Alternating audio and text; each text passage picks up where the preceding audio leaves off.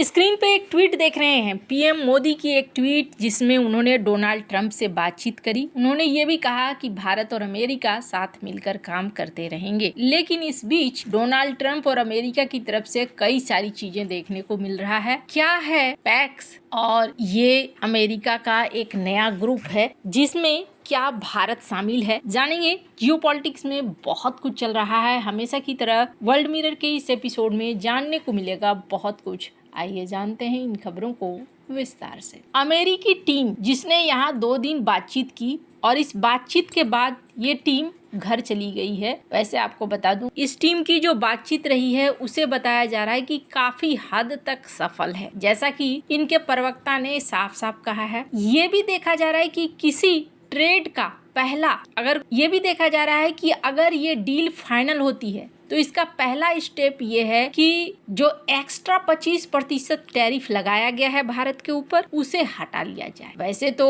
America की team ने ये कहा कि अभी तक का सबसे अच्छा ऑफर भारत ने किया है, लेकिन अब सवाल उठा रहे हैं भारत के एक्सपर्ट, जैसे कि पीयूष गोयल, खुद वित्त मंत्री भी इस बात को कह रहे हैं कि अगर आपको सारी चीजें अच्छी लगी है तो ये खुशी की बात है, आपको फिर ये ट्रेड एग्रीमेंट फाइनल कर लेना चाहिए अब तक का अगर अच्छा ऑफर लगा है तो। हालांकि ये बात भी क्लियर हो गई थी कि भारत उनके दबावों के आगे बहुत ज्यादा नहीं झुक रहा है। अब यहाँ पर आपके मन में बहुत सारे सवाल आएंगे कि भारत को लेकर अगर ये ट्रेड डील फाइनल हो गई है, सब कुछ ठीक है, तो ये कब तक फाइनल होगा? तो इसको लेकर कहा जा रहा है, जो भारत के इकोनॉमिक एडवाइजर हैं वो क्या कह रहे हैं, वो कह रहे हैं कि देखो डील अभी इस हद तक पहुंच चुकी है कि मुझे आश्चर्य होगा मार्च तक अगर ये डील साइन नहीं होता है तो। अब बहुत सारे सवाल आने लगेंगे, दिसंबर तक साइन होना था, फिर मार्च क्यों हो गया? तो दरअसल जो फाइनेंशियल ईयर खत्म होता है वो मार्च में होता है, तो उनके कहने का अर्थ था कि इस फाइनेंशियल ईयर के अंत तक ये हल हो जाना चाहिए, क्योंकि हमने ज्यादातर मुद्दों को हल कर लिया है, अब ऐसा कोई मुद्दा बचा नहीं है। तो ऐसे में उम्मीद जताई जा रही है कि एक डील हो जाए। पर इसी बीच ये भी देखने को मिल रहा है कि अमेरिका ने पाकिस्तान को लेकर जो प्रस्ताव आया था उनके फाइटर जेट को अपग्रेड करना, उनको मंजूरी दे दी है। $686 मिलियन की ये मंजूरी है। पाकिस्तान के फाइटर जेट F-16 को ये अपग्रेड करेंगे। अब सवाल ये उठता है कि क्या भारत के लिए ये चिंताजनक बात है? पहली बात तो ये कि माना जा रहा है ऑपरेशन सिंदूर में बहुत बड़ी संख्या में F-16 जेट तबाह हुए हैं और उनको मरम्मत करने का ऐलान कर रहा है अमेरिका। दूसरी तरफ ये देखने को मिल रहा है कि उनके फाइटर जेट को लेकर बलूच लीडर मीर ने डोनाल्ड ट्रंप से अपील की है कि वो असीम मुनीर के नेतृत्व वाली सेना और शहबाज शरीफ के सरकार का समर्थन न करें। बलूच की ओर से ये ट्रंप के नाम अपील ऐसे समय में आई है जब अमेरिका ने पाकिस्तान के फाइटर जेट के बेड़े को अपग्रेड करने का फैसला लिया है। मीर यार की ओर से खुले खत में डोनाल्ड ट्रंप से पाकिस्तान को हथियारों की सप्लाई रोकने की मांग की गई। मीर का कहना है कि पाकिस्तान को दिए जा रहे हथियार, खास तौर से F-16 लड़ाकू विमानों को अपग्रेड करने के पैकेज बलूच नागरिकों पर अत्याचार के लिए इस्तेमाल हो रहे हैं। ये सीधे सीधे अमेरिका को धोखा देने जैसा है। ऐसे में ट्रंप पाकिस्तान की मदद फिर से सोचें कि नहीं करना चाहिए उनको। ये इन्होंने लिखा है, स्क्रीन पर इस लेटर को देख सकते हैं जो सीधे डोनाल्ड ट्रंप के नाम लिखा गया है। मीर यार ने ये भी कहा कि असीम मुनीर शहबाज की ओर से डोनाल्ड ट्रंप को धोखा दिया जा रहा है। अमेरिका से आने वाले हथियारों का इस्तेमाल रक्षा के लिए नहीं होता है, इसका इस्तेमाल बलूच इलाकों पर बमबारी के लिए किया जाता है। हमारे महिलाओं और बच्चों को इन हथियारों से मारा गया है। पाक आर्मी को नए घातक हथियार देने का मतलब है हमारे ऊपर जुल्म को और बढ़ाना होगा। पत्र में ट्रंप को चेताते हुए कहा गया है कि पाकिस्तान की खुफिया एजेंसी ISI ईरान और तुर्की के साथ मिलकर अमेरिका और इजराइल को कमजोर करने के लिए पर्दे के पीछे काम कर रही हैं। अमेरिकी F-16 जेट और दूसरे हथियारों की तकनीक भी पाकिस्तान की ओर से ईरान को दी जा सकती है। इससे अमेरिका के हथियार उसके ही खिलाफ इस्तेमाल हो सकते हैं। खैर, अब इतना कुछ लिखने के बाद भी क्यों ये अपग्रेड कर रहे हैं? पहली बात मैं आपको बता दूं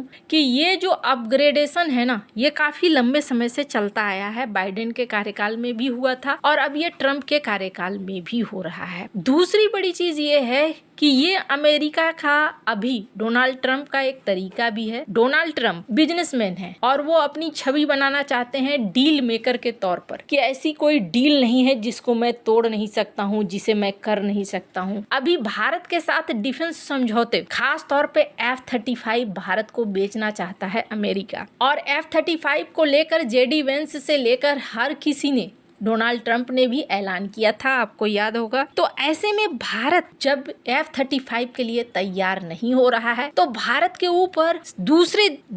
के ऊपर उसके पड़ोसी पाकिस्तान के फाइटर जेट को अपग्रेड करके दबाव बनाने की कोशिश हो रही है। हालांकि मामला सिर्फ इतना ही नहीं है, बल्कि डोनाल्ड ट्रंप और भी तरीके इस्तेमाल कर रहे हैं भारत के ऊपर दबाव बनाने के लिए। और इसका एक नया ताजा उदाहरण देखिए। एक नोटिफिकेशन आया है, जो नोटिफिकेशन अमेरिका के डिपार्टमेंट की तरफ से आया है। पैक्स सिलिका, इन्होंने एक संगठन बना लिया है। इस पैक्स सिलिका का काम क्या होगा? इसका काम होगा रेयर अर्थ मटेरियल, इसके सप्लाई चेन को पूरी तरीके से व्यवस्थित करना। लेकिन खास तौर पर सारे रेयर अर्थ मटेरियल की यहाँ पर बात नहीं हो रही है, सिलिकॉन की बात हो रही है। इस वजह से इसका नाम सिलिका भी रखा गया है। इसमें advance manufacturing, semiconductor, AI infrastructure, logistic, इन सब को शामिल करना है। ये कह रहे हैं कि हम लोग चाहते हैं कि चाइना के ऊपर हमारी निर्भरता न रहे, इसलिए हमने ये ग्रुप बनाई है। सप्लाई चेन को मजबूत करने के लिए AI संबंधित इसमें सारे काम होंगे, क्रिटिकल्स मिनरल्स होंगे, सेमीकंडक्टर का डिजाइन, फैब्रिकेशन होगा, सुरक्षा और विश्वास के तहत जैसे चाइना को न पहुंचे ऐसे काम यहाँ पर होंगे। अब इसमें कौन कौन है? इसमें भाग लेने वाले में है, पहली लिस्ट जो आई है और जो पहली सबमिट होनी है, जापान, दक्षिण Korea, Singapore, Netherland, United Kingdom, Israel, UAE और ऑस्ट्रेलिया। अब इसमें आपको भारत नहीं दिखा। हाँ, भारत इसमें नहीं है। बहुत सारे लोग सवाल कर रहे हैं कि ट्रंप ने भारत को क्यों नहीं रखा। तो इसके कई कारण हैं। पहला कारण है, ट्रेड डील जब तक फाइनल नहीं होगी तब तक आप देखेंगे भारत के ऊपर हर तरीके का दबाव बनेगा, चाहे वो क्वाड का मीटिंग ना हो या फिर डोनाल्ड ट्रंप किसी चीज में भारत को शामिल ना करें। ये सारी चीजें देखने को मिलेगी, क्योंकि वो दिखलाना चाहते हैं कि तुम मेरे विश्वासी अभी नहीं हो। वहीं भारत की बात करें तो भारत पर इसका क्या असर पड़ेगा? भारत अपने खुद के सप्लाई चेन बना रहा है, अपने तरीके से आगे भी बढ़ रहा है, और सबसे बड़ी चीज है